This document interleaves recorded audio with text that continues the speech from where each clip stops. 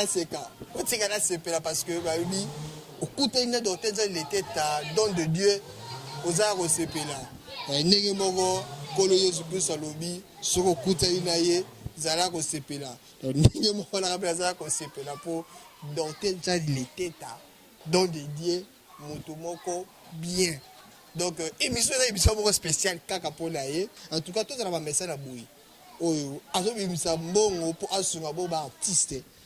Azo bimisa mbongo asunga bongo ba tout peuple congolais. En tout cas merci parce que mutu moko te ba yemie lokola ye. Ba doit yembe 3 fois 4 fois. Fala zo ko studio pour yemba suka Dorten Jali l'été ta. Mutu moko bien. Miabe na yembelier, faire yembelier, na yembelier ti. Et là ba de buzu bazo boa ke ça ke ba mona yi. Tala bila bola ma mutu. Dorten Jali l'été ta.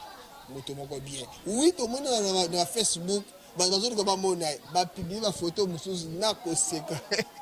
Bazo ba te elonga za nani. Est-ce que vous ayez to pesa yeti? Ngai na moniye, ngai na pesa mbote, ngai na sololi. Voilà, numéro la za voilà. Boko mina ngai, botu na ngai, na tinza une photo là inbox. Pour nga na kuta là na za ko sepela le na za wa donc na kuta na Dorten Jali l'été ta.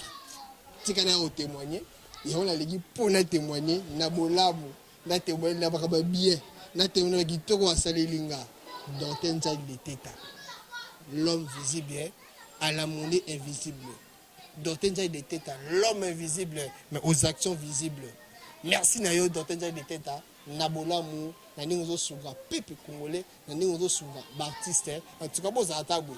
Surtout na mutaboy 2 3 na Congo. Et ça la bien. Vraiment botika na lobela yepo azo sa makama bien.